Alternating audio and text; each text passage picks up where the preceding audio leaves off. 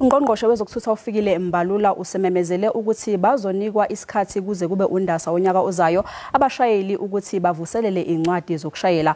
uMbalula uthi lokhu kudalwa izingqinamba ezibhekene nohlelo lokuvuselela kwezincwadi zokushayela.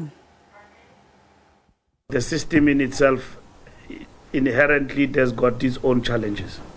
And I wish to restate them because first and foremost we have challenges of capacity. Which put tremendous pressure on the DLTCs in processing renewals of driving licenses. Huge. This is a concurrent function, but over and above that, people have not been working overtime. Meaning, we are not working 7 days a week. And that is part of the problem.